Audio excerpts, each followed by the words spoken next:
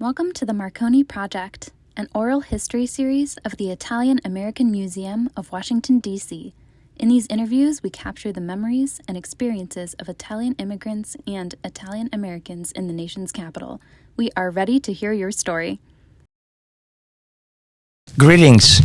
My name is Francesco Isgro, and I'm very honored to be interviewing today Joseph Smith for our ongoing Marconi Project.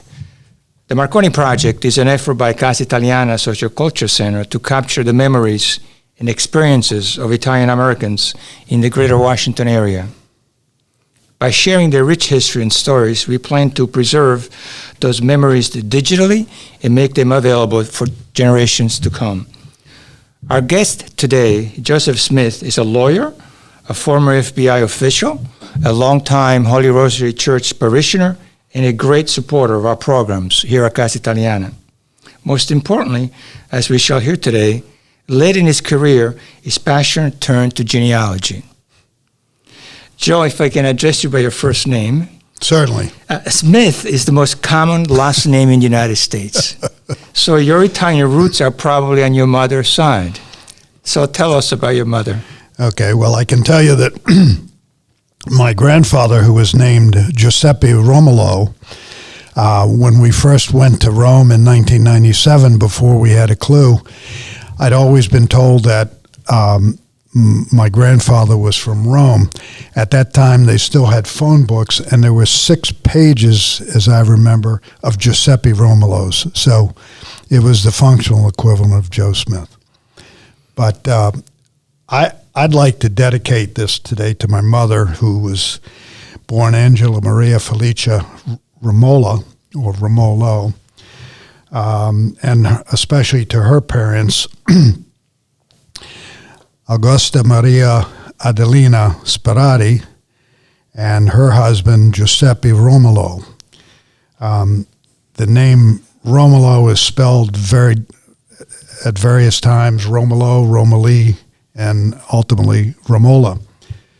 Had my grandparents not risked coming to this country and enduring the suffering they did, I would not be able to be here today, enjoying the fruits of being an American and making this dedication.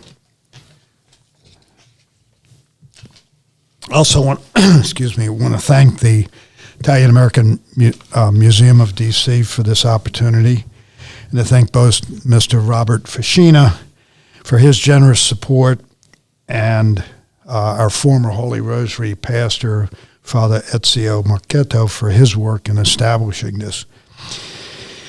I have to, most especially perhaps, thank my Irish wife, Kathleen, who's not here today, not only joined in our donation to the museum, but also was really the key in finding my Italian roots. I suppose some shame comes in every family when an Italian has to depend on an Irishman, but she did. I also thank my cousin, who I met in my search, Pierina Nuvoli, who is from Rome, and her mother, Vincenza Sperati, who was a first cousin to my mother. Pierina told us when we met her in 2007 and 8 that she was doing a book on the Sperati. She's a Sperati, obviously. She was doing a book on the family history, which I assumed would be a small work. Well, it turns out that she produced a coffee table book, is what I would call it, that is professionally done and carries the Sperati family, including its American cousins, all the way back to the 1400s. I have in front of me a copy which Pierina endorsed to Holy Rosary some time ago, and which I want to donate to the library. Thank you, Jim. She, as noted, she's previously autographed it. Also need to thank a lady by the name of Rose Liccini and her family, who feature prominently in my mother's history for help in tracing my mother's history, as well as my late godmother, Josephine Perna, whom we call Josie, for her help along the way. There's more to follow, both about Rose and about Josie. My mother was born in Washington, D.C., according to her birth certificate, at 2043 Gale Street, Northeast. And she was delivered by what appears to be Mario DeMarco, and the birth certificate says doctor or midwife, who resided at 430, according to the birth certificate, at 438 H Street, Northwest. My mother had an older brother who I knew as Uncle Mike, who died when I was 2, and a younger brother born here, also on Gale Street, whom I called Uncle Pete. His birth certificate reads Pietro Antonio Maria Romolo. As you'll see later, his discharge paper from the Army, which he joined in 1939, when he was discharged in 1945, his spelling had been changed to Romola, and that's the spelling my mother always used. I have some documents, if you bear with me here. Here is a picture, and I don't know the source, but this is my mother's family. On the right, there are 2 women. The shorter one in front is my grandmother, Adelina. She is holding, I believe, my mother. And next to her is a short young man who is my Uncle Mike, whose true name turns out to be Quirico McKelly Romolo. And I'm sure that as a kid in the 1930s, growing up in Brooklyn, New York, he wanted to be known as Mike, not Quirico. Standing up behind Uncle Mike is my grandfather, Giuseppe. My mother, and I don't know the source of this picture, but it was among my mother's belongings. My mother did not know the woman in the background. So I'll give that. Here's another picture of my mother and my Uncle Mike, taken, I believe, shortly after she was born.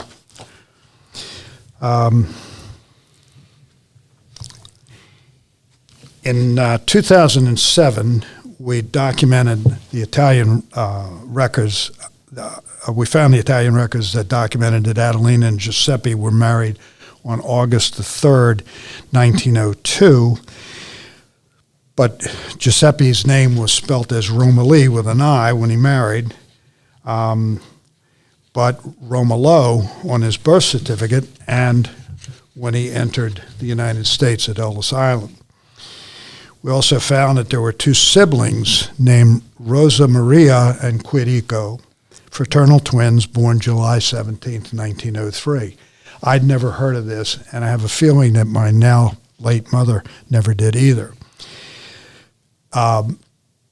Quirico, the first Quirico, died the next day, and Rosa Maria died 10 months later, both due to an epidemic which we were told was either typhoid or diphtheria. But the people that we talked to in the commune then did remember that there was an epidemic.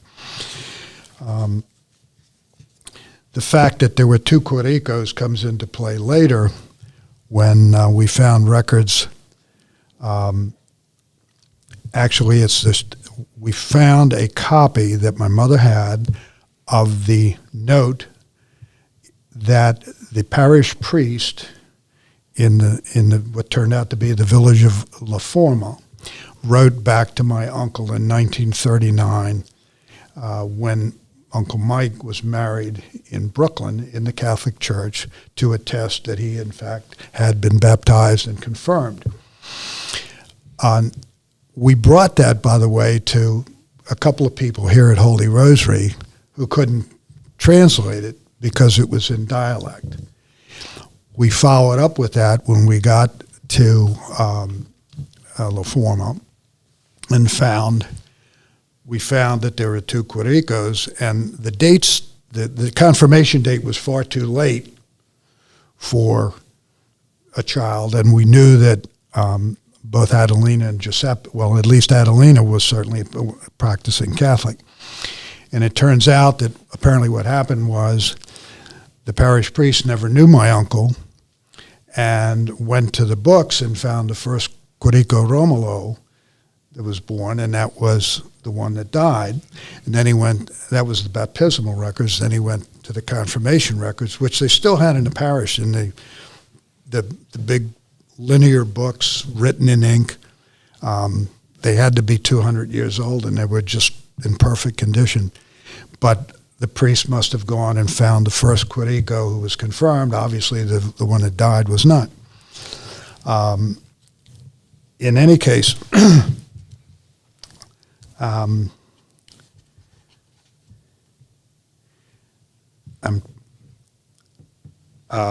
I have to apologize here to my late mother for being late and somewhat disorganized with this, because when the people that knew what had happened and where they came from were all alive, the Licini family, the Rose that I mentioned, and her sister Rita were both married here in Holy Rosary.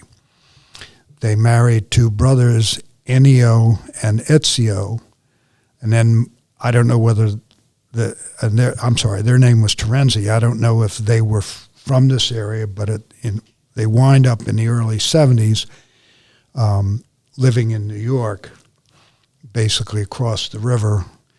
And my Uncle Mike was buried in St. John's Cemetery there, and I drove by that at least 2 or 3 times a week in my work. I got involved in a situation, and then which distracted me, and then I was sent out of state for several months on a major investigation.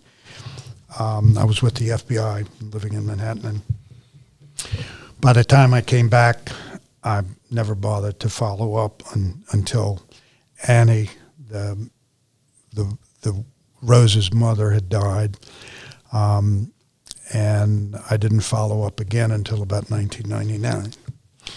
I'll give you a little background about Licini and Josie Perna, because they play prominently. They were Italians here.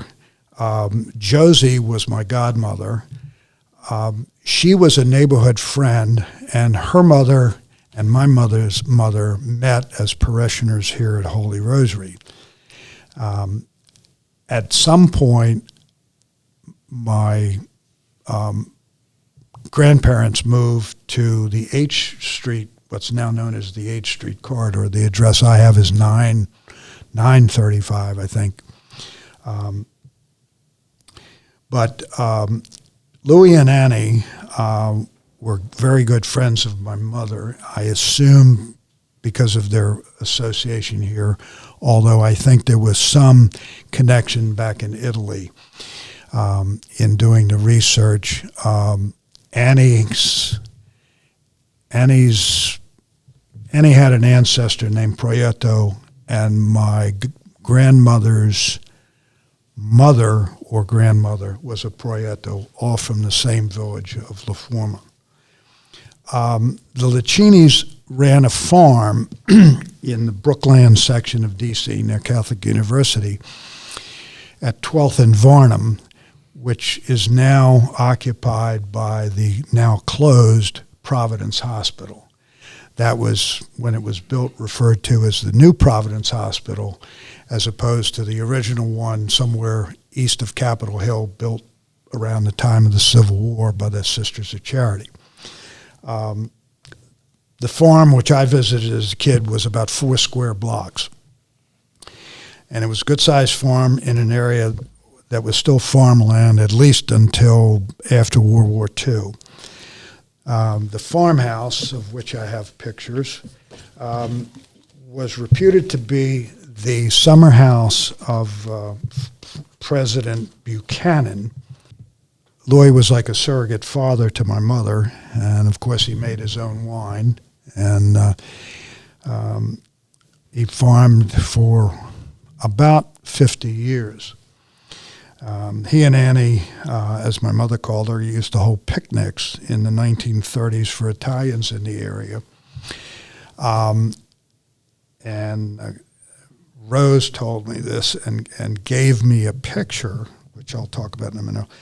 Rose said that literally they would come from by the busload, literally as far away as Baltimore, and they would ink and play bocce ball among other things, and no doubt drink Louis' homemade wine, which I remember tasting as a kid, and it was good, but it was strong. Okay, can I, just follow up on this, George? It's just curious, because you in visiting this Italian family as a kid, Right. Were they speaking in Italian to you? And No, the kids spoke in English. I don't remember. Louis and Annie spoke broken English, and they may have spoken to my mother, but one of the problems I had in this was that I never realized that as an immigrant kid, especially after her father died when she was 2, my mother, and I know that Adelina did not speak English.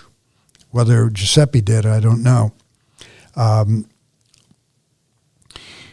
But my mother, according to the 1920 census, Adelina did not speak. She's listed as being able to neither read nor write. We know that, as I'll discuss, was not true because she was quite literate in Italian, but she didn't speak English. So my mother would have had to speak Italian. And forgive me for jumping around a little bit, but as we progressed, and my wife and I started taking Italian lessons, I remember telling my mother, hey, Grandma, and my mother had Parkinson's disease at that point, so she was slow in physical reaction, and she was beginning to lose her ability to speak. But we said, hey, Mama, andiamo. And her eyes lit up, and it was clear that she did. And of course she would, because her mother didn't speak English. And later when we brought her to live with us and brought her to Holy Rosary, her eyes would light up. She was 90 then, wheelchair bound, but we would wheel her to the front of the church near where the baptismal font is, and you could see she would pay attention even to the homily in English, and she could understand the Mass. And the Italian parishioners would speak to her in Italian. She couldn't return the speech, but yeah, she spoke Italian. Never spoke it at home, and one of my failings was that I never thought, and she never talked much about her upbringing, other than her stepfather, which I'll mention in a moment. And, if ifs and buts were fruits and nuts, oh, what a party the world would be, and I'd be fluent in Italian now, but I'm not. But Italian, the language is just one part of the culture. Do you recall whether your mother did something that was different from other families, like cooking or? She was a good cook, a plain cook, but she was renowned for her spaghetti and meatballs and her lasagna. And my brother, when he was a West Point cadet, was captain of the Academy rifle team, and he and a busload of his classmates or teammates came up from somewhere, and they stopped at our house. By this point, we were living on Sergeant Road Northeast, which is an extension of 13th Street, not far from Providence Hospital. It's considered Michigan Park rather than Brookland. And the one thing that my brother could add to all this was that he remembered, actually I remember him in a eulogy at my mother's funeral at Holy Rosary. He mentioned how he showed up with this horde of famished young men, and she fed them all in spaghetti or lasagna or both, probably both. But other than that, she used to spend every New Year's with Josie Perna, who lived at 40th and Brandywine, right across from Wilson High School. And the first Italian I heard was when Josie's sisters would come, and they were dressed pretty much as traditional Italian women with hair in a bun and not very sort of plain clothes. And Josie was a bit more modern, but she would speak in Italian. Now, whether my mother did or not, I never heard my mother speak Italian, no. So, I mean, I'm just in your story, the beginning, and you have much more to tell. Yeah. And yet, when you were growing up, sounds like you were a little influenced by the Italian. I mean, what precipitated this all of a sudden urge to find those roots and to search for answers? The only thing I can tell you, at the risk of sounding overly sentimental, as a kid, my father was not Catholic and not Italian. It was German and English. His maternal side was named May, and his Smith, obviously, we think pretty well was German. And he was an only child but had a lot of cousins. My mother and Uncle Pete were really it, except for Josie. And to some extent, Rose and Rita, they were good friends. All I can tell you is that when I was a kid and I would listen to Josie Perna speak in Italian, the only thing I can say now is that I always wanted to be Italian or to learn Italian. And, you know, that's why I apologize to my mother for passing up the opportunity to sit down with not only Annie and Rose and Rita when they lived in Brooklyn in the early 70s, but my Uncle Mike's widow, Antoinette. I have her name in here. I don't remember her maiden name. But she apparently lived on Long Island and remarried and might have spoken to me, or at least spoken to Rose and fill in some details. The irony is that while Rose was a good friend, both of her husbands were named Terenzi. And she says, as I'll point out later, when I asked her if she knew where Uncle Mike and Antoinette got married, she said, well, yeah, my husband was his best man. And she said, I have to stop and think. And finally she said they remembered that they got married at St. Teresa's Church in Brooklyn. And lo and behold, as I'm going through the documents to prepare for this, what do I find but the original marriage certificate of Uncle Mike and Antoinette Zangrillo, written by the priest. I don't know why my mother had it, but we do. So it turns out that we believe that Ennio, not the Liccinis, but Ennio and Ezio were from the same village, from La Forma, or from the same commune anyway, Saroni. Because the two cousins that I found were Santa Terenzi. Well, her maiden name is Sperati. And like Italian women, she kept her maiden name. Her husband is Giovanni Terenzi. Her sister Giuseppina married Franco Terenzi. And there's a third Terenzi, Mario Terenzi, in the village. None of them are related. And as Giovanni, who is a character, let's just say, told me once, he says, yeah, that's why we all have nicknames. I thought that was from my work. I thought that was only mob guys. But yeah. He says, you wouldn't be able to tell us apart from those nicknames. Anyway, we think that was the connection. In any case. Yeah, we do. You know, I should tell you, Joe, yeah, the mob had nicknames, but nicknames really are, in the southern part of Italy, not necessarily because they're mobster, but because they have particular profession. Yeah. like, Joe the Butcher. So everybody know, because everybody knew the Really? Butcher, so it was Joe the Butcher. But then it was transformed here by FBI types into one of those, every Italian name had a nickname. Well, I will say for the record, to digress, that's most of the guys I knew who were big hitters as FBI agents fighting the mob were of Italian extension or extraction, including Louis Free.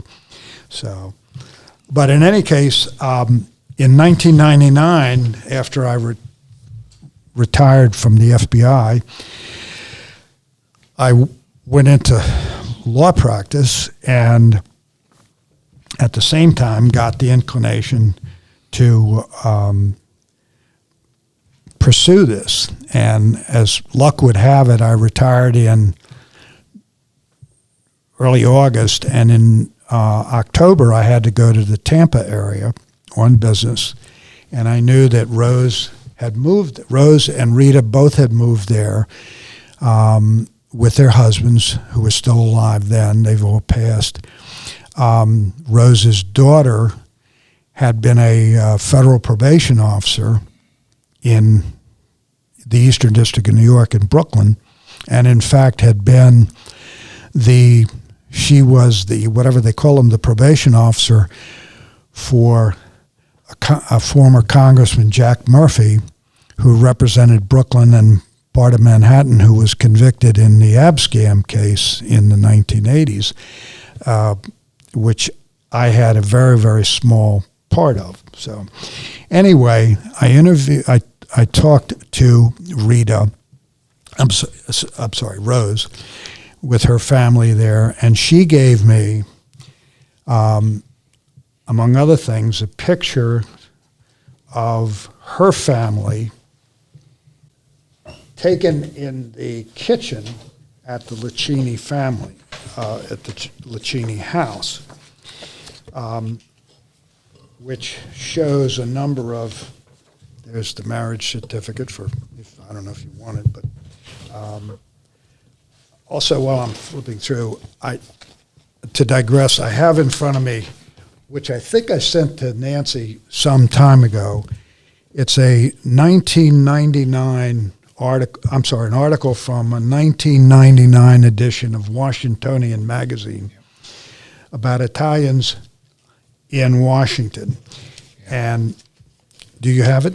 I think I remember that. Okay, but we'll go ahead. I've stapled it together, but the centerpiece is a picture of an Italian, the Interdonato family at Sunday dinner, and the senior Paul is at the head of the table in the distance, and his family's gathered around. And the reason, among other things, that this caught my attention was that on the left-hand side of this, what is the insert, is a sort of bald-headed guy with gray hair, whose name, he must be the token because his name is Edmund Brendan O'Connell. Eddie and I started Georgetown together, and next to him is his wife, Teresa. Eddie and I were ushers in each other's weddings. And Eddie sadly passed away 4 years ago, but his kids were all baptized here, and we bumped into each other once when I was in law practice and talked, and he was still in practice, and we talked over the phone about, as a side comment, it was a business question, but as a side comment, he was coming to Holy Rosary that Sunday, and neither one of us asked why. Well, it turns out we show up, his grandchild is being baptized there too. So we have a picture of his wife, and my wife, the two grandmothers, holding the infant children as if they were starting again. Here's the picture that I found. This is the picture taken in the Lucchini's kitchen. Luigi's seated at the table, his wife standing behind him with her hand on his shoulder, and all around are his children. Behind her is, I believe these are Rose and Rita. They had lost a daughter, Mary Lou. At the far end on the right is my Uncle Pete. There's also a gentleman on the right side of the picture as you look at it with a hat on and a pipe in his mouth. Rose said, and I frankly as an FBI agent asked her, who's the guy that he looks like he might have connections? And she says, well, that's Uncle Tony. And she says, we never knew what Uncle Tony did for a living. We think Uncle Tony's family is the one that got the land in Italy. But she also gave me a picture which... Joe, just a question. Sorry. Lecini house, this was the in the farm? The big farm? Yeah, it's on the farm, right. This beautiful home, you have a picture here. Okay. Yeah. This is a beautiful residence. It was old inside, and but this is a residence that at the time this picture was taken. These that people was were taken well off. This first picture that you have was taken in 1951. That was taken. Obviously, it's in color, so it was taken sometime after that, probably in the late 50s, early 60s. But I mean, this looks like a rich family was living there at the time. Because no, I don't think they weren't wealthy because he was a farmer. I think it looks a lot better than I remembered it, but that's what they said. No, it was a modest house inside. And as you can tell from the trapping, even though that picture is it looked old. It was well kept. It was comfortable. Looked like a farmhouse. So you were at an age where you actually participated in some of these events, dinners? Yeah, we would go there, and I'm sure we went for dinner. I don't remember any specific dinner. I don't think I was there for that because, obviously not because my Uncle Pete is very young, so that would have been taken probably in the 30s when he was, before 1939 when he enlisted in the Army.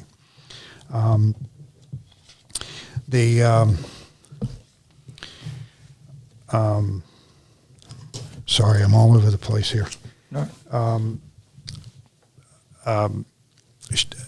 Rose also gave me a picture of a group of men taken on the lawn. As you look at the family, the Lecini house, as I remember it, it would be to the right. As you look at the picture, there was a field that sloped down, and there's about 8 men playing bocce ball. And at the far right, and I don't have the picture, but was my Uncle Pete. And in the middle of it was also Uncle Tony. And when we got to Italy, I showed this picture to a fellow named Michele Sperati, who I'll describe later, who was apparently the only Sperati in the village to whom I'm not related, but a lifelong resident. And when I showed him the picture and pointed to my uncle, he says, well, I don't know who that is, but the guy with the hat, that's Antonio Fino. And I said, well, Fino's not his last name. He says, no, and he gestures as if to draw a line vertically. He says, like a fine line. And I paused. His English was better than my Italian, but we sort of worked through it. I don't want to say we dumbed it down, but we thought carefully. And I said, you mean like shrewd? And he says, yeah. He says, Antonio Fino always said he was an ice cream salesman, but we never saw him sell any ice cream, so I don't know. So was Fino a nickname? Yeah. Fino. That's Fino, mean a fine line or shrewd. Well, Fino. And Michele said, yeah, like shrewd. Yeah. So anyway, Rose also suggested that I talk to a woman named Mary Boccabella. Now, why Rose didn't tell me about her husband's connection to the home village, I still don't know. But Rose was friends with Mary Boccabella, whose father was the gardener at the Franciscan monastery. So I went to the Franciscan monastery, and they directed me to somebody else. Ultimately, I found Mary Bocabella, who was living in assisted living. Bocabella. And this was recently, right? This is This was 1999. 99. Yeah. And her name was Bocabella. Mm-hmm. And I went to visit her. She lived up in, I think, near Montgomery Village in an assisted living home. And this would have been December of 1999. I don't have the picture, but I have the notes. And she told me that she had lived on the farm and, in fact, had been born on the Licini farm. And I am skipping ahead here.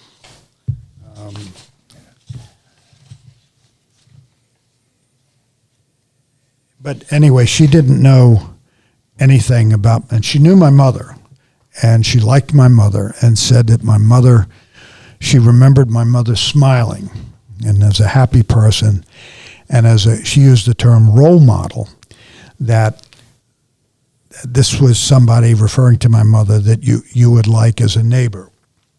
Beyond that, she didn't know anything about the family history.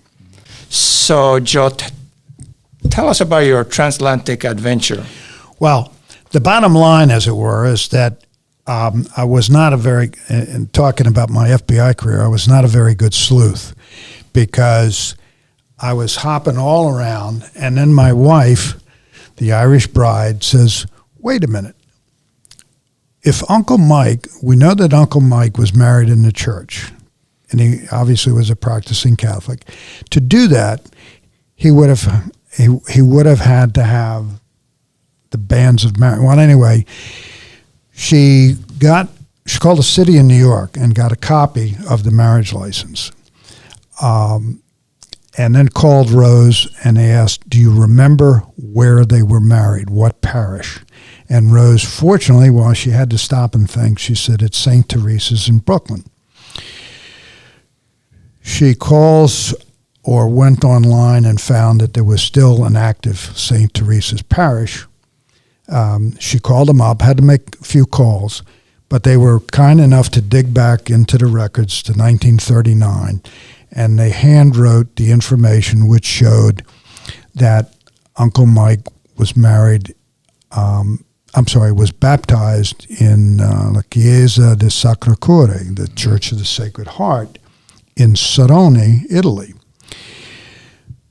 Well, there were 3 Saronis. My wife contacts a woman online that she'd been dealing with who does Italian genealogy. The lady said, look, there are 3 Saronis, but go to the ship's manifest, which we had when Ellis Island Foundation came online. That was really the first big break. Forgive me. My wife plugged in Adelina Sperati, and up popped the ship's manifest. For the ship's name was Berlin. And there she was accompanied by a 6-year-old boy named Enrico Romolo. Well, Quirico became Enrico, as we found out. The lady suggested, look at the manifest, because they all spoke dialect, so they would have stayed together, see where those people. That led to, we picked the Saroni, fortunately the right Saroni. Because my mother had also said my grandmother was originally from Naples, and it turns out both grandparents were from La Forma. So my wife went online. There are no hotels listed. So she finds this Michele Sperati, who has a small apartment. And small it was. But it's in the village of Saroni, which is 2 kilometers up the hill from the village of La Forma, both in the commune, and the commune's municipal center is in the village. So we decided to go in, I think it was late October, because we were there for our wedding anniversary, November the 9th, and it was still warm. And we just walked around, and we rented a car. We would walk down into the village of La Forma, And McKelly, who rented us the apartment, got interested in our diaspora, if you will, because there had not been a number of people leave from La Forma. If you go down the road a few kilometers, you go to Agnani, and it's about an hour further south to Monte Cassino. But it was, aside from food shortages, it was not attacked physically during World War II. So anyway, he helped us out. He found relatives, one of whom wouldn't let him in the gate because we were in the car. She didn't know who we were, and even though he was a local, she didn't know. But the really coup de grace was that after we'd been there a couple of weeks, we were about to leave. There was a festival of the new wine. So he takes us into the town bar, Bar Lazio, and we invite him and his girlfriend. We're sitting at the table, and this young woman, the waitress, he says, "Go over and ask your mother," who he can see, but I can't. "Go over and ask your mother if anybody remembers Adelina Sperati." Now, this guy has taken us all around on his own time and his own money, and I'm very grateful. So I'm not about to say anything, but I'm saying, are you crazy? This is 2007. My grandmother left here in 1912 and died in 1926 in poverty. Over comes not the girl's mother, but a woman who turns out to be her aunt, and her name is Santa. And she says to McKelly, essentially, who wants to know? And he answers, and he points to us, and we have a myriad of papers that were better organized than mine are here today, with pictures, and my wife mentions not only Adelina and Giuseppe, but Teresa and Vincenzo, who are the great Adelina's parents. And Santa looked at us and said in Italian, and Adelina Sperati was my grandfather's sister. On his deathbed, he said, "Find Adelina's children," because they knew that she had died, and she knew they used to send her money. In fact, I have a copy of the Italian postal savings book. Don't have the book anymore for whatever reason. And she says, on his deathbed, he said, "Find Adelina's children. We have been looking for you for 75 years. I still get a little choked up, as corny as that may sound, but honest to God, you can't write TV scripts. She says, "Can you come to my house tomorrow morning?" Tomorrow is Sunday. We meet her at what turns out to be the cantina across the street that her family wine is sold in.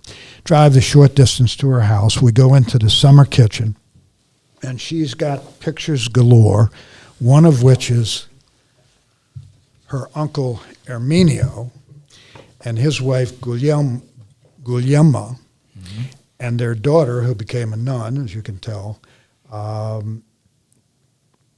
and her name, appropriate enough, is Arcangela, and their names are on the back. I don't know if you're interested on it, but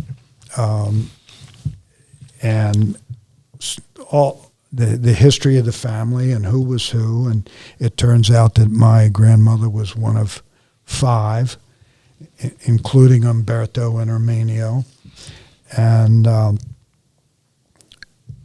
Umberto had, I guess his progeny had at some point moved to Rome, where cousin Vincenza and Eva and the third one, whose name escapes me now, who just died at 100 and something. Vincenza and Eva were both alive. And Pierina, the author of the book, is, as I said, Vincenza's daughter. So she invites us to dinner. We can't make it that night. We can't make it the next night because of previous convenience. So she holds a dinner. We leave there at 11 a.m. to go to noon mass in the village church. At 7:30 that night, she's got 34 people for dinner. Now that's her 3 kids and their children, and 2 cousins, including, I've got a picture of a man and a woman in the local costume. The area is called Chocharia, and if the simplest way to describe its location is if you drew a line in diagonally into the hills from Naples and then from Rome in a sort of a triangle, that's where Soroni is. Agnani is about 20 kilometers south, and that's the home of popes. I don't know what the biggest city near it. But that's Augusto, and Bianca is his wife. But this was a costume they wore. We went back in 2008 and took all 3 of our kids and the 2 grandchildren. I don't know if I can afford now to take 6 grandchildren. We stayed for the August festival. But that was how we connected. And in 2008, like I said, we brought the kids back. Their winery, Armando, the son, runs the business, and his house is on one side of the driveway. Giovanni and Santa live on the other side. And they had this marvelous lawn, which they've now built a cantina for their wine business. But we sat out there under a full moon August, and with Giovanni's wine and food that was out of this world. And my older daughter speaks fluent Spanish and a little bit Portuguese. Armando's wife is from Brazil. She spoke a little Portuguese. Their daughter Pina spoke French, and I could get along in French in those days. And so I sat next to Giovanni, and every other sentence I had a little red dictionary. Mm-hmm. And I had to go through, and I'd say, "Momento, Giovanni, momento." And he used to laugh like hell. And Pina looked across at us, and she says in French, "You 2 guys are a bad pair. You're too much alike." Mm-hmm. And my son talked to Pina's husband in French, and it turns out Emiliano and my son are both motorcycle drivers, tech guys, techies, and amateur musicians. And our younger daughter got along with whoever else, and it was just a marvelous night. But that was how we connected. So, Joe, I mean, this moment in time in your life, I mean, that none of us can imagine because we never had the story you're telling us. I mean, did you feel like you were at home?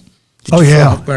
I mean, they took us around, and again, I've got pictures if I could sort out when we have more time.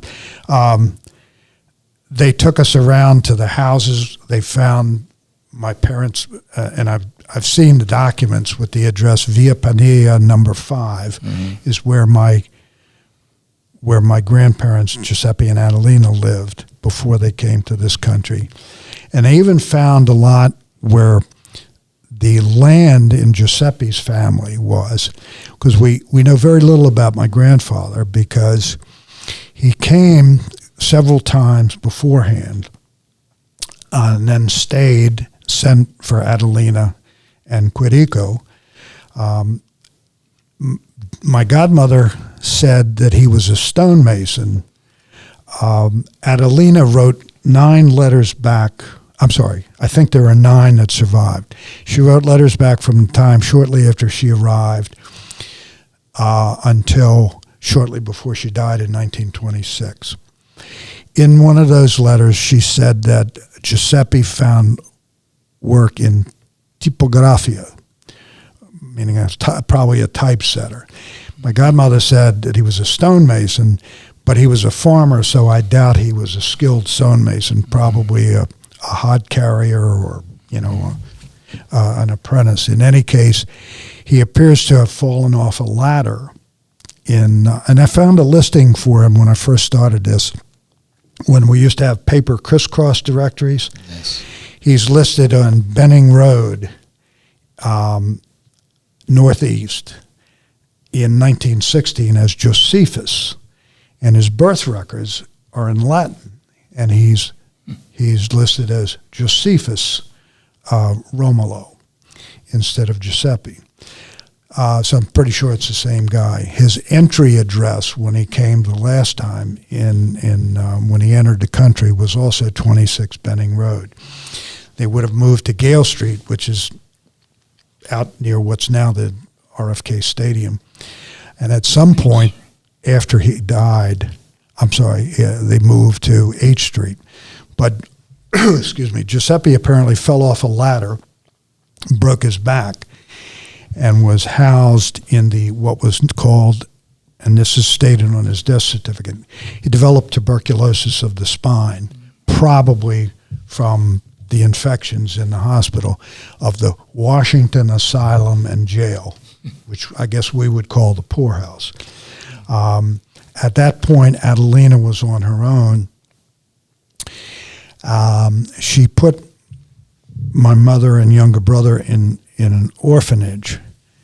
I don't know which one, but she was listed in the 1920 census as working for a family named Reaney, R-E-A-N-E-Y, on Florida Avenue. And Mr. Reaney was in the construction business.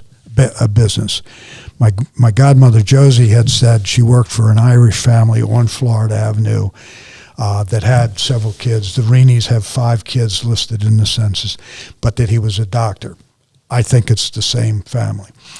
That's where she's listed as having no children and checks no to being able to read and write. We know from the letters that are copied in Piorina's book that, in fact, she did write back. And she wrote that she was having problems, that Giuseppe had died. And she wrote to Umberto and asked him not to tell the rest of the family. My mother she remarried Alberto Dentino. There's no record in the D.C. records, or they couldn't find it anyway. They said there's no record of that marriage. She tells in her letters the date that she was married to Dentino and that they were married undoubtedly here in Holy Rosary Church. But when we first got active in Holy Rosary and got into this, I looked through the records that were here, can't find any record of it. The only thing I can think of is it was destroyed inadvertently because it was old, or it was sent to the Scalabrinian Center in Staten Island. But Dentino apparently was very abusive. There's a story, basically, and I don't remember whether it came. My mother told my wife that when my mother lived with us briefly before she was aphasic, while she could still talk. I think it was my godmother who said that the godmother had been told, my mother told her that my mother walked in after school one day and Dentino was holding an axe over my grandmother's head. In any case, my grandmother developed scarlet fever and also died in poverty in the Washington Asylum and Jail. Dentino, and this was a subject I heard about a lot when I was a kid, said, my mother had a hard life. That was the way it was described, even by a non-Italian, non-Catholic, non-direct relative in my father's farm family. Not too many years ago before he died. And he said, well, until she married your father. But anyway, my mother went into St. Rose's, and my Uncle Pete went into the industrial home for boys, which was originally a home for predominantly Italian newspaper boys who didn't have a place to live. It also apparently held some delinquents, but it was basically a public orphanage at Calvert and near Calvert and Western Avenue, Calvert Street and Wisconsin Avenue, probably closer to what's now the Naval Observatory and the Vice President's residence. And he stayed there, and I have a picture which I'll give you where my godmother used to take my mother to visit her brother. I'll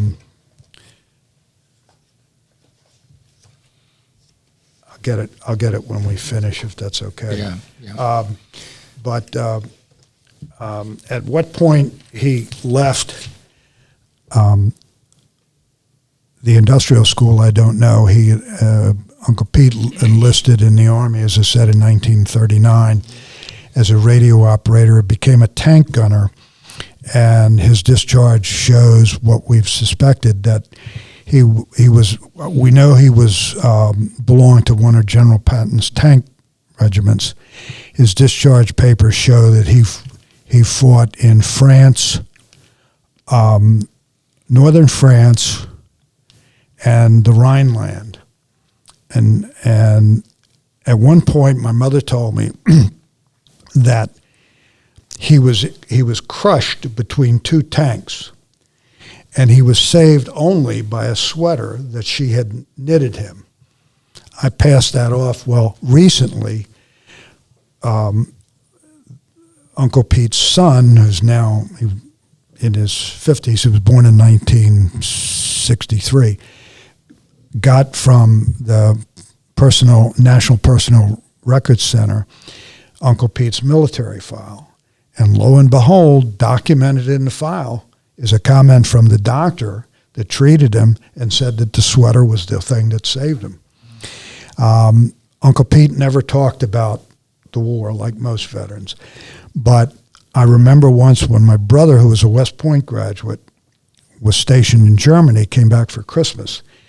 We went out to the house in then a place called Loisdale Estates, which you would know better as a little batch of houses overwhelmed by Springfield Mall, which wasn't built then, obviously. And my brother brought in a bottle of cognac, and my uncle didn't drink much. And I guess my mother and my aunt were in the kitchen getting Christmas dinner or whatever, and they opened the cognac, and my uncle and my father and my brother all drank it and gave me a taste, and that was all I needed, was a taste. And you really drink that stuff. But they started talking, and there was, if you remember, there was a TV show called 20th Century on CBS, narrated by Walter Cronkite. And he had a lot of films about World War II, and the one in particular that was The Liberation of Paris, which shows American troops, including tanks, driving up the Champs-Élysées. And there's one that we remember distinctly with a little swarthy guy, and my uncle was certainly swarthy. I remember he told me he had to shave twice a day in his 40s. There are girls all around him, and he never denied that it was him as he sipped that cognac. So he saw action in World War II. So sometime that has to do with how much time he spent in the industrial school. My mother was in St. Rose's, which is on California. It's now, well, the last time I looked years ago was Our Lady of the Americas. It's like a parish center. I don't think it had an active church. But it's on California Street between Massachusetts Avenue and Florida Avenue. And they directed me to the diocese. Basically, I couldn't find any records. But she said she was not allowed to sit alone with her older brother, Mike, who came to visit. Mike had apparently enlisted in the Merchant Marine. And I remember a scrapbook, which I couldn't get to, but he had sent her a number of postcards starting in Bremen, Germany, basically tracking his trips down to the U.S. from across the Atlantic and down to South America. And apparently he used to regale the Liccinis, among other people, with sea stories. And he got out of the Merchant Marine. He was out by the time he was married in 1936, became a news photographer. And another picture which has disappeared was him standing with a newspaper under his arm in what looks like a lobby with a globe in the background. And there were a great deal of newspapers in those days, and it could have been the New York Post or similar. But it turns out that Rose Terenzi told me that he had worked for an outfit called Acme News, which had been purchased by Associated Press. Now, this is going back before we found the family, sometime in the 2000s. My old roommate in the FBI had left the FBI after 3 or 4 years and become a reporter for the AP, and he's in Dallas. I called him, and he says, well, yeah, I know of Acme News. AP owns it. Here's their person. So I called the personnel records in New York, and the young woman said, well, you're talking about the 1930s, early 40s. Those records probably either couldn't or wouldn't find them, which didn't surprise me. But there is a picture of him holding a speed graphic camera, Merry Christmas, from Mike Romolo, still spelled Romolo. Well, he and Antoinette got married.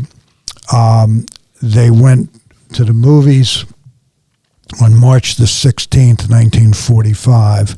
And as Rose said, oh, yeah, we saw him a half an hour before he died. He had a cerebral hemorrhage in the Fox Theater at number 1 Nevin Street, Brooklyn, which is listed on his death certificate. And he dropped dead. And he's buried in St. John's Cemetery in Brooklyn. I think it's Brooklyn or near the Queens line. So that was the history leading up, and it was finally Uncle Mike's marriage that was the key to us finding where they lived, and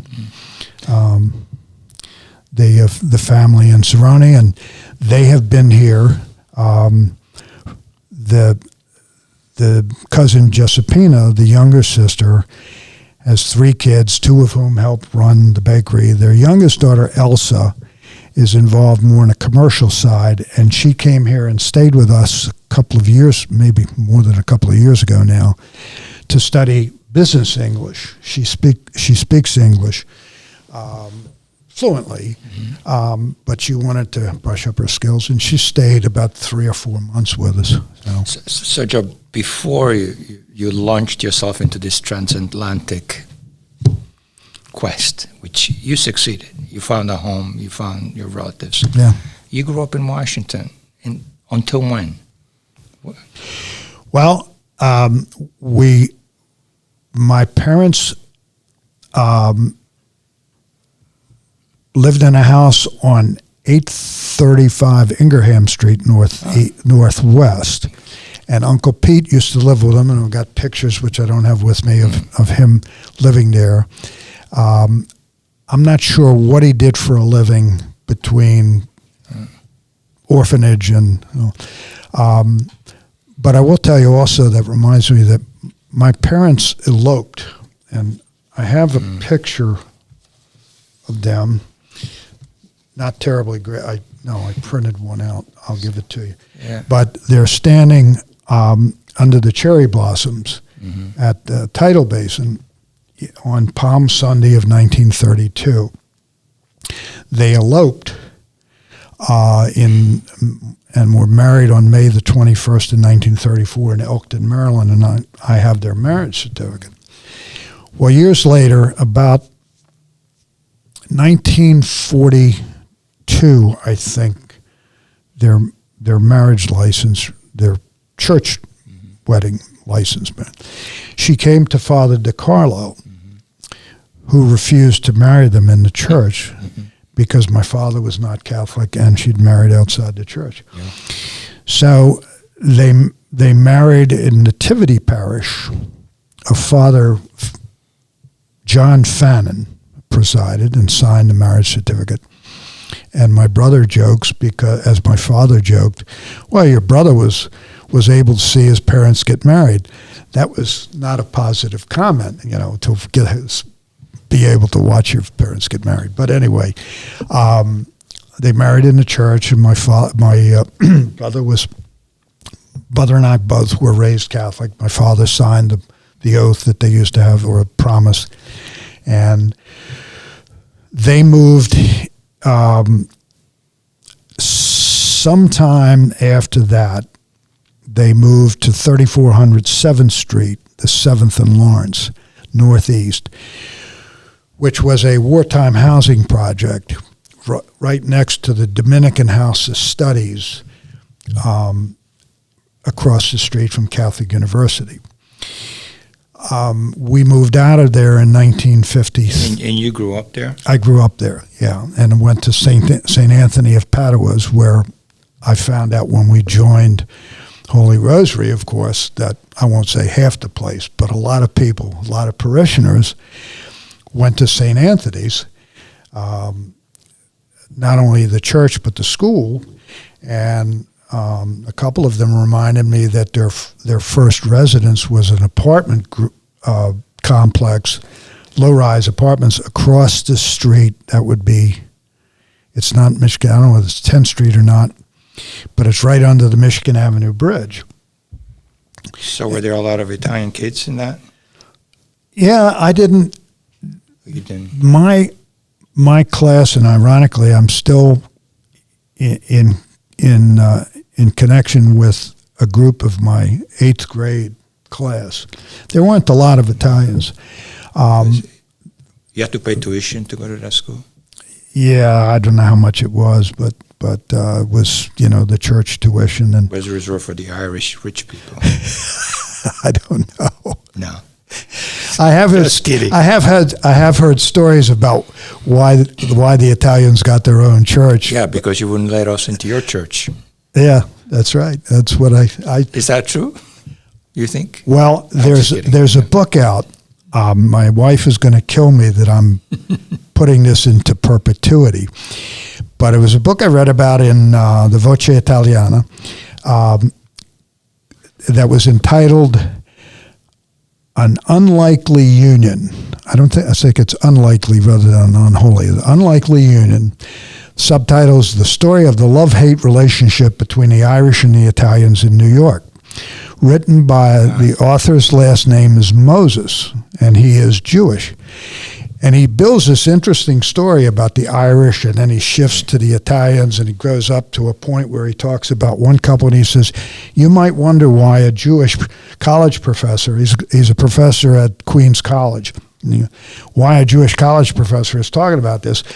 Well, I'm one of their kids. And then he goes on and talks. I gave my wife that book as a Christmas present 3 years ago, and she's never read it. But there are stories about how the Italians were forced to go to church in the basement of, I don't remember the name. We did ultimately get our own church. This is true. But you, once you graduated from high school there, you remain in the city for? Yeah, I went to St. Anthony's, and then I went to St. John's, as did my brother. And then... but you were, at the time, you were like fully Americanized. There was, I would, like I said, I think, frankly, my mother was very sad about her experience. Mm-hmm. Sure. And between her father's death, her mother's death, the very strict orphanages, and then the bad marriage with Dentino, and my Uncle Pete was very similar. They never talked about their backgrounds. Even Uncle Pete about his background before the war. I understand why he wouldn't talk about the war. Mm-hmm. But in 1953 they tore down the housing project. And my parents bought a house on Sargent Road, which is 13th Street extended north of South Dakota Avenue. It's about 2 blocks from the district line. But we continued to go to St. Anthony's, and I went to St. John's. My brother at that point had gone to West Point, and he was away from home in the Army. There was another thought today. So all your friends were Irish, in a sense. No, they were Anglo, I guess. I don't, No, I didn't. So, you didn't have too many Italian friends growing up. No. But which is the amazing thing. Again, once again, you're reaching back to your. Yeah. Well, like I said, I remembered very vividly my godmother and her. I don't know if her kids spoke it. Well, I know her daughter spoke fluent Italian. Whether her 2 older brothers did, I don't know. They're unfortunately all passed now. But I remember that Italian influence, if for lack of a better way to put it. Yeah. So you never grew up eating Italian food, you mean, after growing up? Oh, I did my best. But the Italian restaurants were, I don't know how Italian they were. There was the Roma up one, and there was one at 19th and M. And I rented, when we came back, I got transferred back from New York in 1981. Yes. So, I'm sorry, before you get to New York. So when did you move to New York after you graduated from college? No, I went on to law school. I went to Villanova, and then from there to law school. And I don't know why, but it was Vietnam. The draft the war was in full effect, but I would send in my student deferment application, and I think because it was a draft board, and frankly, they had a lot of young men, most of them of color, who didn't go to college or were given the choice in those days by the court. You want to fight? You can fight here, or you can join the service, and many of them did. In any case, I went to law school without any. I didn't run, I didn't hide, I was here, but I had the luxury of choosing between the Marine Corps JAG, which at that point the Supreme Court had made all the rights of criminal procedure, Miranda and so on, applicable, and Congress had rewritten the Uniform Code of Military Justice. So all of a sudden there was a great demand for lawyers in the military, and many of my classmates in law school, the Army and Navy used to take about 40 Ivy League graduates a year and send them for a quick course of, like they used to say in World War II, if it moves, salute it. If it doesn't, paint it. This is how they were lawyers. And now they needed so guys that I knew that were destined for combat branches, once they got in, they made them lawyers. And that applied to the Naval Service as well, and part of which is the Marine Corps. But the Marine Corps, one of the attractions was that every Marine is a combat infantryman first, including lawyers and pilots. I'd worked as a policeman in Virginia Beach for several summers, and I had handled a traffic case involving an FBI agent who hit a moving car, and of course the light was green both ways. Well, I mercifully nobody was hurt. The lady who was struck was sure that her kids, the light was green because it was green when she turned around to tell her 2 kids in the back seat to be quiet. So anyway, the FBI came to investigate it, and there was a young agent there, and as young agents did in those days, they were on the hunt for applicants because they got a good chalk mark on on their performance appraisal. So this guy was out of the Norfolk office, and I saw him in the fall, and he gave me a very upfront explanation of how the agency operated, and I thought about it for many months, and literally when the time came in the spring, I flipped a coin between the FBI and the Marine Corps, and it came up the FBI. What year was that, John? 1969, early 69. That was the year my Uncle Pete died, sadly, which really hurt my mother badly. He died of a heart attack. So where was your first assignment, in New York? No, I was assigned to Buffalo. And the first 8 months actually was very interesting. If you really, the FBI used to have an annual inspection. They don't do it. I don't know if they do it every year now, but they have to list the top 10 cases of importance. I had been assigned, I had 2 of the top 10. That's highly unusual for a new agent, because in those days, they hoped that you would spend a year, make your mistakes, learn the right way to do it, and leave without getting anybody in trouble. Literally, there were people who were terrified. Well, I, number one, was sent with 2 agents as a bag carrier. They had to go to Uniontown, Pennsylvania.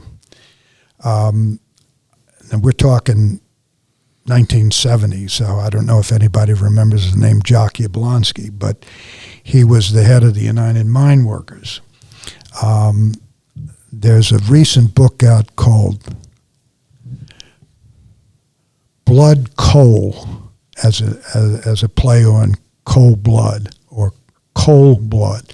And it's a story of Yablonsky's murder and the investigation of that. Yablonsky was a strong arm like most of the coal miners, but he fought the corruption. And I can't remember who his arch enemy was, who was then the president of the union. And Yablonsky ran against him. And Yablonsky had grown up in southwest Pennsylvania and worked in the mines, but he was not corrupt. He wasn't beyond breaking an arm or a leg, but he was not corrupt.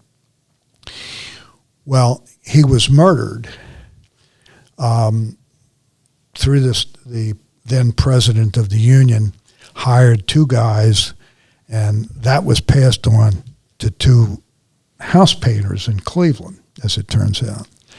And I remember the day, January the 5th, of 1970, I was driving up to Buffalo to sign in for work. And I heard on the radio that they had found Jock, his wife, and his adult daughter, who was a social worker in Uniontown. And they lived south of Uniontown. I can't remember the name of the town now. But they were machine gun. They were shot to death in their beds, brutally. And the FBI was called in to assist and do its own investigation.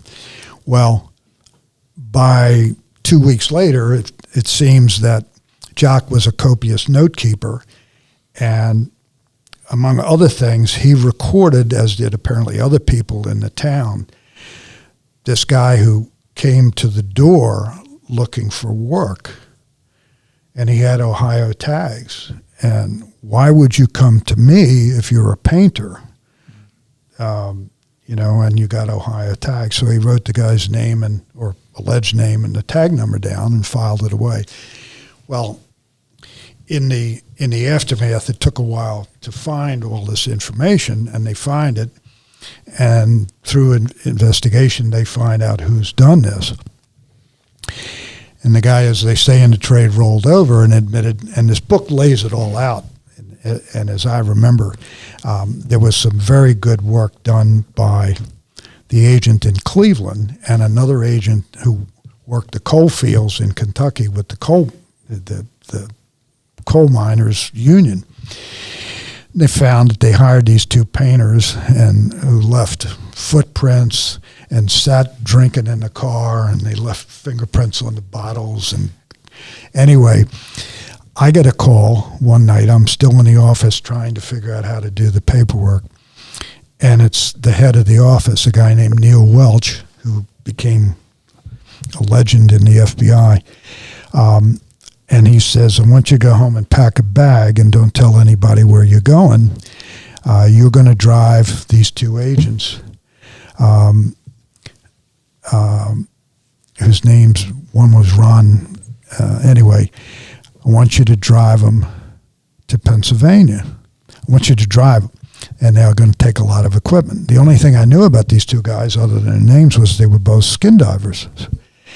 And what had happened was the culprit had, in his confession, said that after they killed the Yablonskys, they got in the car and they drove down a hill and at a stop sign, and there was the Monongahela River, and they pulled over, and he said, he was very specific how he took the carbine, the rifle, held it at one end over the barrel and one end over the butt, and threw it in an arc, and it arced into the river. And that some of the ammunition spilled out on the side. Hoover did not want anybody involved other than the FBI, and I'm not sure why.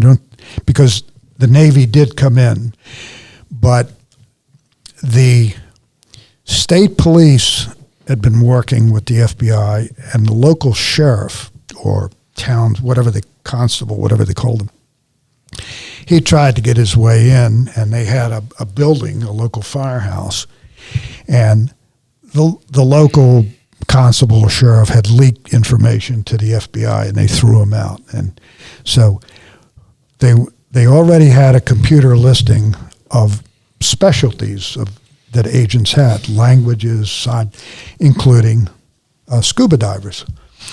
And the closest scuba divers, two were in Buffalo and one was in Washington field office. Hence the call. They identified these two guys, and I got called to be their gopher. And ironically, they did the driving, and I slept in the back seat. But we'll all get there, and the agent in charge is a guy named Ian McLennan, who was a bit of a legend himself. And I handle what equipment, and they go on, the divers go on together, and they put me, to keep the local cops happy, that the town police have a boat and two lead weights. So I'm out. Now this is the end of January. Snow on the ground, it's freezing.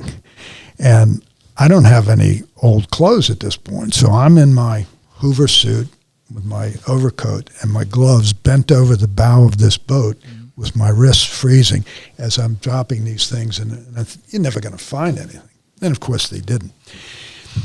So they have a meeting at the end of the day, as they do in most specials, and it's basically an open forum. What happened? You trade information. Now, I'm 3 weeks out of the FBI Academy, and I'm sitting in the room, and McClanahan, the SAC, or Special Agent in Charge, goes around the room. And he had seen me come back from the boat one day, and I probably shouldn't tell this, but the local sheriff, to buy his way back in, had supplied food and a case of half pints of whiskey. And they're sitting on the floor, and I'm absolutely frozen. And McClanahan sees me looking at the whiskey, and he says, "You want one?" And he says, "Take one." So I did. I didn't drink, it was a half pint. I didn't drink the whole thing all at one time. But McClanahan, I guess being a good Irishman, had a fondness for the grape as well. But we're now in this open forum after the first day of search in the water. They can't find any. They can't even find the ammunition scattered on them. So he goes around the room and, what do you think? What do you think? And he points to me, and I said, me? He says, yeah, who the hell do you think I'm talking to? I said, well, I think you're being too literal. You're figuring that they would drive like you did. I said, these guys killed them in the dark of night. They're out in the middle of nowhere. They're not going to be worried about stopping at a stop sign. They're worried they're going to get the hell out of here. I said, you stopped at the stop sign. They came barreling down that hill and swung out. There's no traffic in that area. I mean, it's as rural as you can get. I said, they swung through that side. I said, if I were you, I'd look 50 feet upriver. The next day, now I don't get choked up about this quite like I did finding my Italian roots.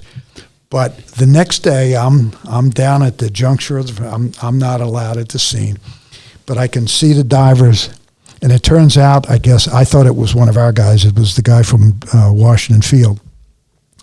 They're all suited up, and I see him climb up on the fence and go into the river.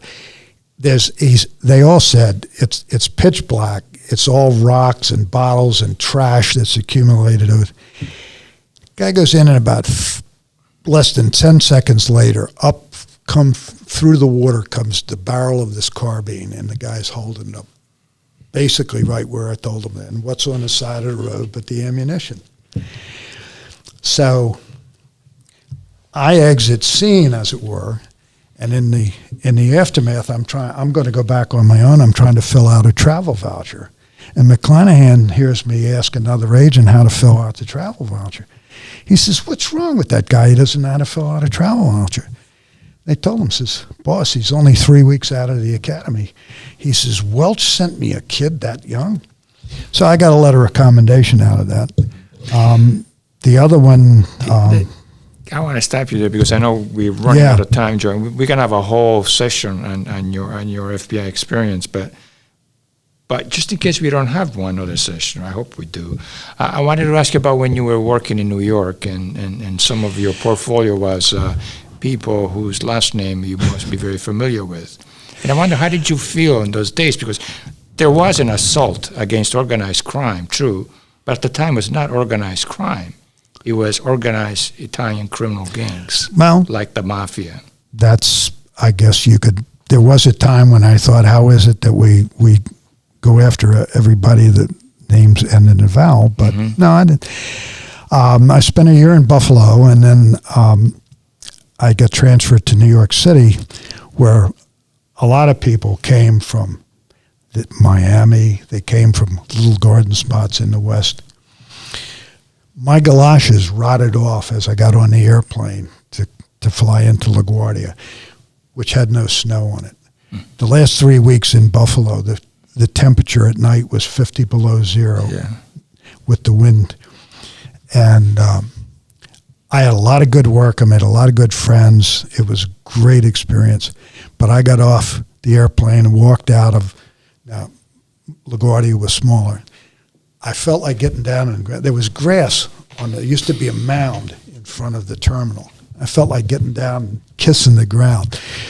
And I was single, and my friend Dan McDonald was in language school. I stayed temporarily. We roomed together. It was a marvelous bachelor life. I mean, Manhattan, and we could, in those days, you could afford to live in Manhattan.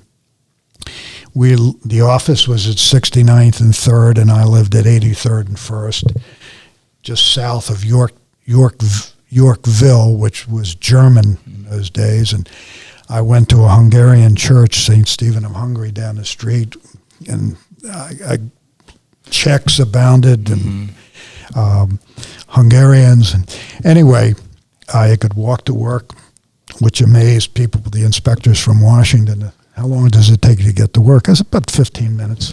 So I commute from, now we're talking the 1970s anyway, I got assigned to the truck hijacking squad. Actually, one of 2 hijacking squads. And they had created an organized crime division, but we think to give them some stats, some recoveries and arrests and whatnot, they put on the truck squad and the deserter squad, which had nothing to do with organized crime. Most of their clients were Hispanic. They were deserters. Anyway, the truck hijackings were all run by the mob, with a couple of exceptions. I did that for about 6 years, and it was like a firehouse. It wasn't terribly sophisticated. It had to have even if it wasn't an interstate shipment, if it was the value was above $5,000, there was a presumption of interstate transportation. And I remember getting a call one day that there was a load of ammunition the informant said was going to be delivered to the Black Panthers, who at that point had threatened to kill the district attorney and the whatever precinct it was in Harlem. There was a plot to firebomb it. So I spent 8 hours in the back of the one surveillance vehicle we had was an old milk truck that had, this was not Ephraim Zimbalist's vehicle, I can assure you, had burlap curtains in the back so nobody could see in. And I spent about 8 hours in that truck and sweated off a lot of weight watching the truck, which was supposed to be picked up by the bad guys to pick up the ammunition. Never occurred. But on other occasions, the last case I worked in 1977, one of the guys on the squad had developed a number of informants who called him and said they're going to take a load of coffee beans off the Brooklyn docks. Now, in 1977, coffee was a high-priced commodity, and these were beans in the sacks. Well, out rolls a flatbed trailer, a 40-foot trailer, full of coffee beans. And I mean, it's lower. You can see it's not moving fast. And two guys jump on the truck and grab the driver and put a hood over his head and put him in the back of a car. And they drive to a social club not far from the docks. And out the door comes a guy whose first name was Caesar. And didn't look Italian as I remember. Caesar gets behind the wheel of the truck. The car goes away with the driver and heads up, ironically, President Street in Brooklyn, which was where, I don't remember which mafia guy lived on President Street, whether it was Gotti or not. But in any case, they take off, and then myself and another guy in the car follow the truck, who's moving at a snail's pace. And the driver, ironically, of the car was a guy named McCarthy, Artie McCarthy maybe, and he was the first guy whose arrest I was involved in when I got to New York in 1971. And probably not like in the movies, but not in Inspector Erskine's show anyway, but just like in the movies. These guys, for some reason, apparently didn't detect the surveillance. They stopped at a stoplight, and out came 4 FBI agents with shotguns and stuck them in the windows. And fortunately, the poor driver in the back couldn't see that, but basically stopped them. I never bothered to ask where to stop the truck. And I said, well, he's going on to that would have been the Brooklyn-Queens Expressway. The logical thing would have been to follow him to what they call the drop, where he's taking the load, but he would make the surveillance. So we stopped him in front of a gas station, which did not go over well with the owner of the gas station. He told me to move the truck. I said, take a hike. We grabbed Caesar, who's shaking, and as I'm jumping over the back of the car onto the truck with my gun out, in jeans and boots, I said, you might want to take your credentials out and hope that some uniformed cop doesn't come by and shoot me as a hijacker. But anyway, Caesar that was the last. Well, back to your story, your question. There were lots of mob guys. There were some, shall we say, ethnic characterizations. The Italians steal them and the Jewish buy them, because especially, that wasn't obviously totally true, but 90% of the furs stolen in New York were found within 4 square blocks of where they were stolen. That's the fur district in Midtown Manhattan. Anything, a load of Scotch whiskey particularly, but any liquor, tobacco, not sure about seafood, but those 3 things, and furs, well, anyway, those 3 things were all stolen to order, and they were disposed of.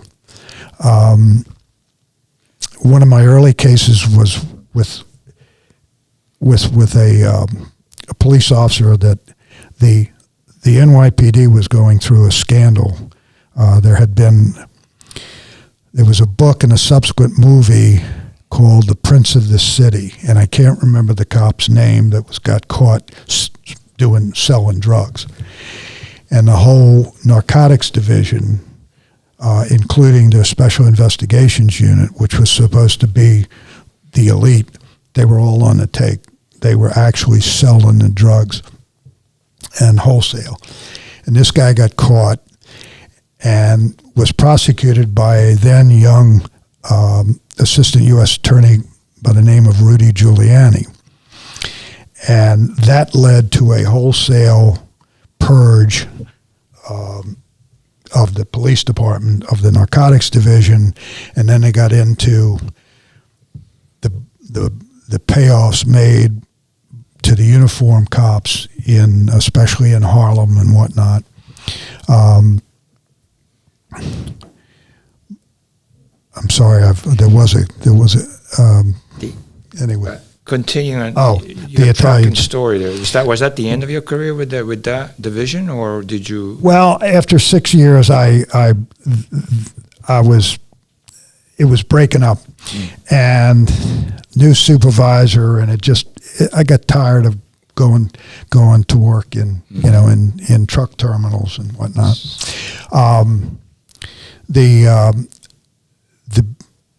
If you remember the 70s, there was a scandal about violations of illegal searches and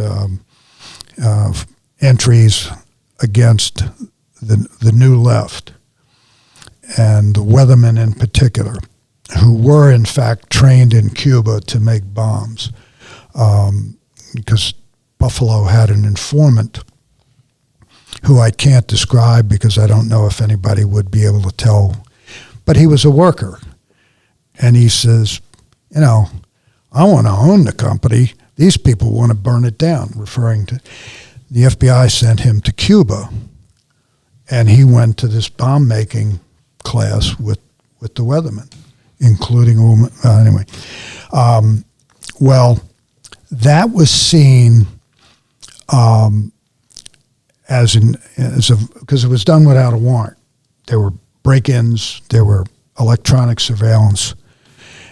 They were done under the theory that the Supreme Court had established in the 1920s that only a physical intrusion into the wall would constitute electronic surveillance, not a telephone.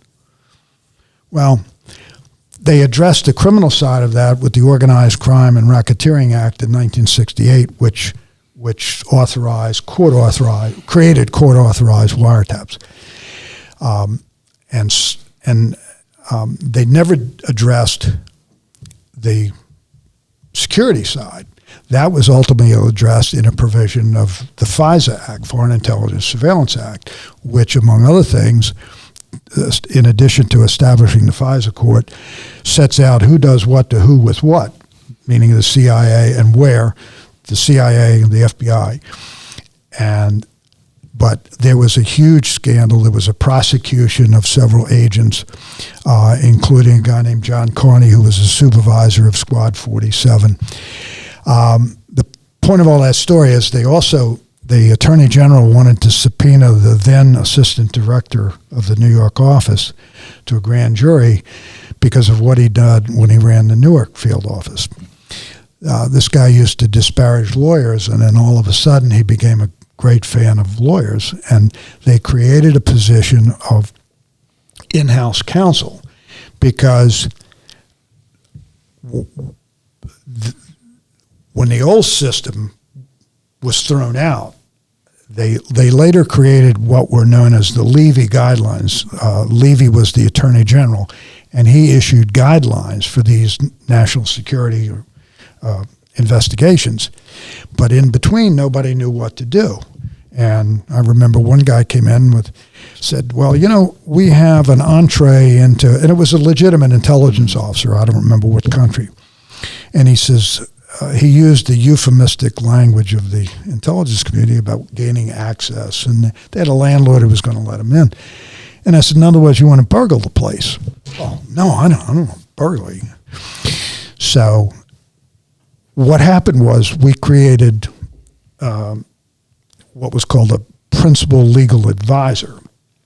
They used to have an instructor who mostly taught cops, even though he was supposed to teach agents. Agents weren't bound to go. So he created and the guy they selected was a supervisor, and he kept his supervisory grade, and he insisted on having a law office. He wanted to be a lawyer. He didn't want an office under the stairs as his predecessor had.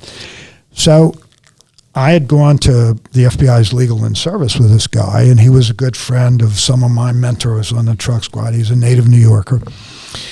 And I wanted to change, and I went up to work for him. So you became a legal advisor to the New York district office? Yeah. I was essentially the day-to-day legal advisor to 1,000 agents, and who... So, I mean, that sounds very dramatic. Not all of them showed up. But, yeah, I gave them some, they would come in with questions that nobody ever thought of before that weren't strictly supervisory questions. When that happened, I said, hey, you go back and talk to the guy you work for. He sends you up here. That's his job. So did you have to address in your capacity some of the questions that were being raised by the then Gotti and the Italian-American Anti-Discrimination League in New York? That happened, I think, before I went into the legal unit. That was Joe Colombo and the Italian-American Civil Rights League. They used to picket the office on 69th Street. And I knew, I have a good friend who actually grew up in the Lower West Side and went to Our Lady of Pompeii school. And his brother, apparently, Father Charles, met him at my older daughter's wedding and said, oh, I know you. And it turns out he's talking about his brother, who had been a Scalabrinian seminarian for a while. But my friend Pat and a couple of other Italian agents, in fact, Pat and this other guy were picked specifically to interview Carlo Gambino, who was reputed to be the boss of bosses, for some investigation because they spoke Italian well enough to talk to him. But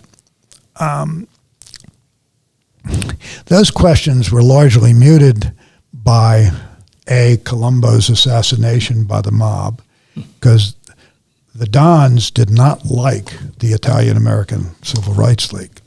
You don't do that. It's bringing too much attention to the business. So they had him, as they say in the trade, whacked. Carlo died of old age. His predecessor, I can't think of, I'm having a brain freeze. John Gotti murdered him later, but he had a house in Staten Island, which was the subject of a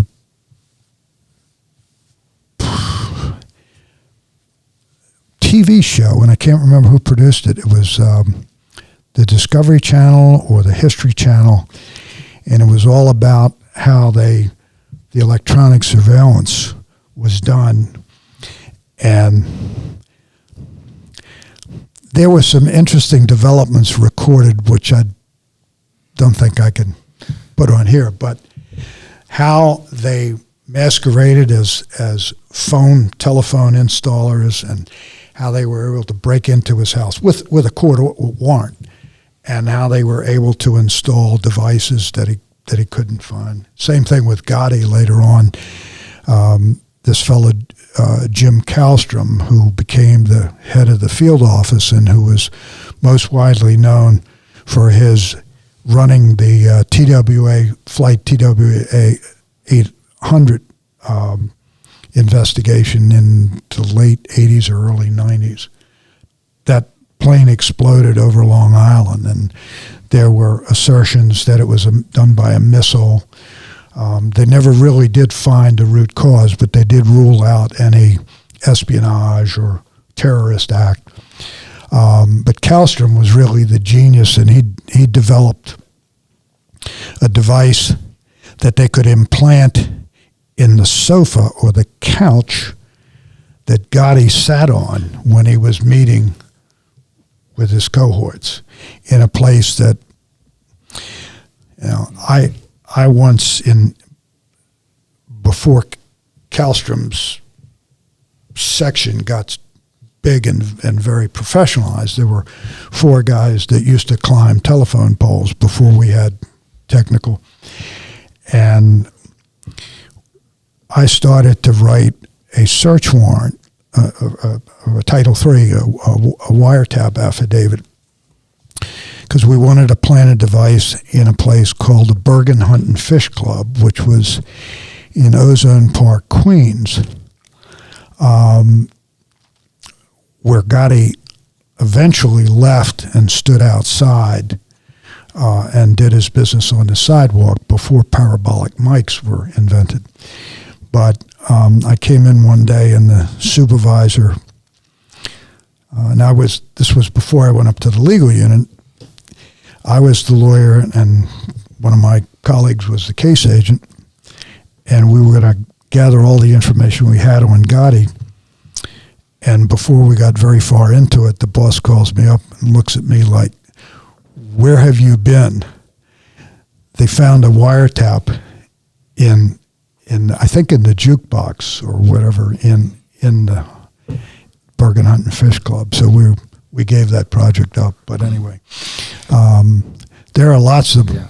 I did get one in that since you used to be an attorney for DOJ. In the process, you write the warrant. It has to be approved by the local U.S. attorney. Then it's forwarded both to FBI headquarters and to the Justice Department. It's got to be approved by FBI headquarters. Then it goes to the criminal division. Well, we never got a reaction. We never got an answer. And we designed it to put on, he was a bus driver. He was Italian in the Bronx. And we knew he was dealing with some people. And we had enough to get a court-authorized wiretap that they were either stealing the stuff or they were big time. I mean, they weren't shoplifters. And we wanted it to go up, as they say, put the wire in effect in September and October, which was the shopping time. That's when the shipments for the Christmas goods when were in transit. Well, September came and went, October came and went, called down, and everybody said, well, we signed off, and we found out I had used the term drop, which is the place where the stolen goods are dropped. The judge knew what I meant, and it was Judge Frankel, who was not known as a conservative judge. He signed off it. He knew what it meant. But the attorney in DOJ didn't know what drop meant, so she never signed. It happened to be a woman. I don't remember her name. So the wire went up, but all we got was a cookie recipe, which could have been code, but we could never. But one last question, sure. then I'm going to let you end, Joe, because I'm not sure I'm going to have an opportunity to ask this question to another FBI agent or former agent. And that is, in reading the history of Italian Americans and reading lots of books about organized crime and the mafia in particular, it appears that there was a moment in time where all of a sudden, all of the FBI resources were directed against the mafia. What triggered all that? I mean, it's not that it was like an ethnic sort of attack. I mean, in a sense, that's how some of Italians perceived that. Yeah. Because they were taking down people who were, regular citizens. I mean, they were just going after everybody by the last name. I can tell you my one door kicking experience that I can remember. Myself and another guy on the truck squad were assigned to a gambling squad who was going to execute because they were working gambling cases. And his name is public record, so we went and we were briefed, and we got out of our jeans and the dirty clothes I used to wear in truck terminals, wore coats and ties, and went down to this housing project somewhere near Little Italy. And I mean, there wasn't any doubt. Two clean-cut guys in suits and ties with clean-cut haircuts in their 20s. Had an assistant U.S. attorney once ask a cop, they were doing a joint measure with a colleague of mine in a black neighborhood in Brooklyn. And they arrested these guys. They jumped out of the car and said, "Freeze."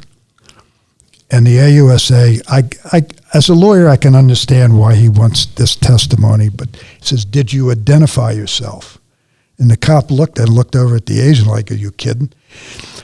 In Bedford-Stuyvesant, two white guys jumping out of a four-door black car with a positive traction rear end, wearing coats and ties and guns, are going to be cops. Because I know from my experience, we worked a cop killing in the Bronx, and the kids in that neighborhood could tell that we were FBI. They knew the cars, whether they were cop cars or FBI. Anyway, I'm sorry, I lost you. We were back at the FBI onslaught against people. Anyway, we go into this. My job is to arrest Anthony Vassallo, whose alias was Chicken. And he's about this tall and about 60-some. He's about, 5 feet tall, maybe a little more. And he's in his 60s, got white hair. And as I did, I can hear knocking on the door, I can hear the toilet flushing. Well, I know very little, but I do know that they use flash paper, and they flush the paper, the gambling list, the fruit list, as they flush it down the paper. So I proceed to put my size 12, which I could do in those days, kicking the door. It's a solid fire door. It's not coming down. Well, anyway, that was that of which you speak. But the answer to your question, in my humble opinion, is 2 words: Robert Kennedy. Because Hoover knew, as I understand it, Hoover knew there was an organized crime. The agents, there were files, intelligence files going back years, including information obtained by what would otherwise be illegal searches and illegal wiretaps, all of which, according to the author of the Title III legislation, could still be used as a predicate.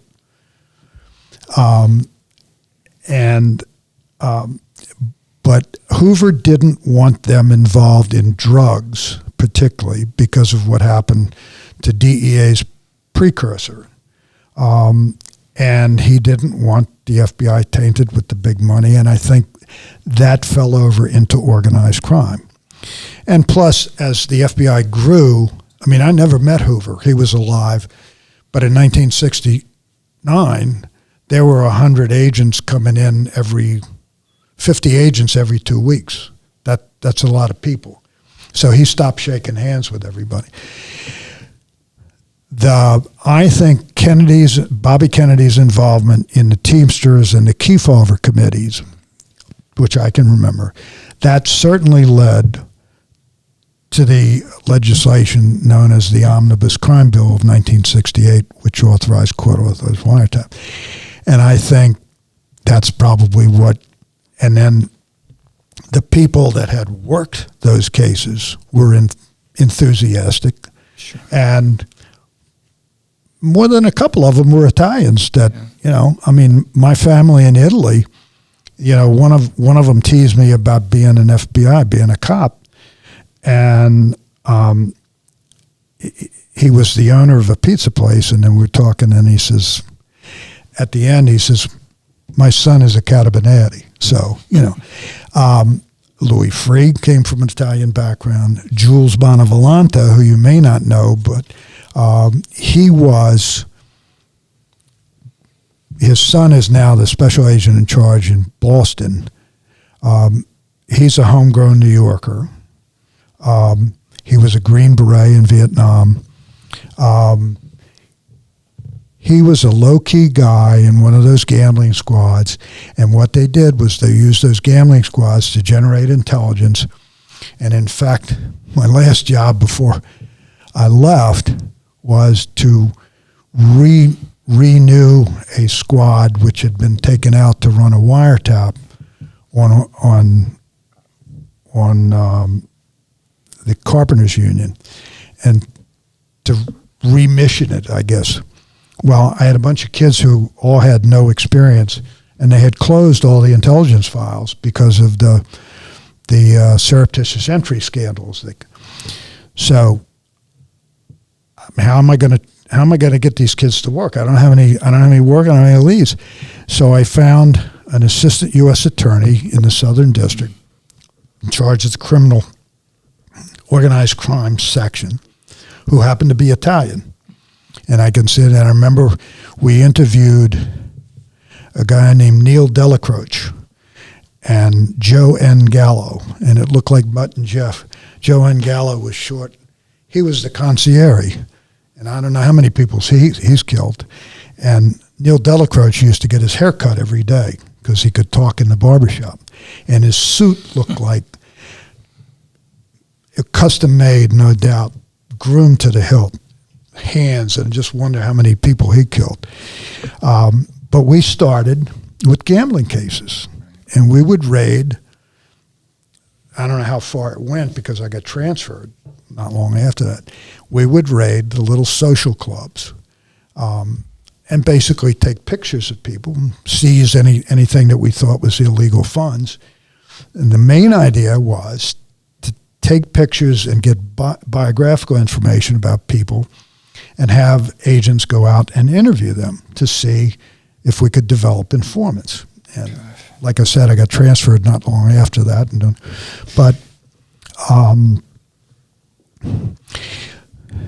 there were people, and they there was a guy named Joe Pistone who I worked with who went into an undercover operation in Florida, initially investigating stolen trucks, and then became a guy named Donnie Brasco, who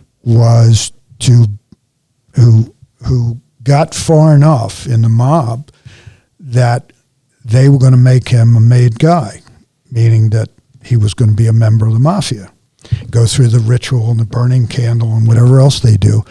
But to be a made guy, you had to kill somebody.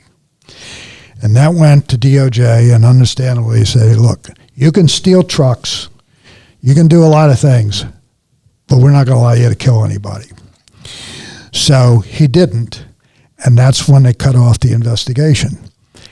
And nobody believed that Donnie Brasco was really an FBI agent. They made a movie of this, and he wrote a book which was, he should have let his co-author do more of the writing. It wasn't a literary artwork, but it was a true story. As far as I know, and Joe left the FBI years ago, there is still, as far as I know, a price on his head. When he walked into the courtroom and got on the witness stand, it's my understanding, nobody believed that he could have been a Fed. And when he testified shortly thereafter, and I can't remember, I think the nickname was Sonny Black, and I can't remember what Sonny's real name was. Sonny was found in pieces in Fishkill in Staten Island. As he brought him in, but there's still a price on Pistone's head. So we did a big circle here, a circle of life. I didn't mean to evade you. No. We went from your story of transatlantic and finding your home in Italy, and a little bit of your FBI career, which probably we may have to tape another session. Well, I can. But about talking about the times of your investigations of organized crime. But is there anything else you'd like to add, Joe? I really thank you for all this. But I can just tell you that before I got that organized crime squad as a squad, I went from the legal unit, the most I won't say it was the best job. The most appetizing job I ever had was they made me the supervisor of the then brand new public corruption squad. That outside of Washington Field, there was no other. And my job was to be proactive. Washington Field was usual, and I'm not disparaging, they're now proactive as well, but I didn't get a lot of them, but I got a few. But those things take years to develop, and they did. Then I got transferred to Washington and ultimately finished up my career with 6 years it was supposed to be 2 years in Belgium, accredited to the Netherlands and Holland as well. A lot of fun. It wasn't all cocktail parties, but came back and then retired. Thank you again. And you're more than welcome. Thank you for your support of our Casa Italiana. Absolutely. Thank you.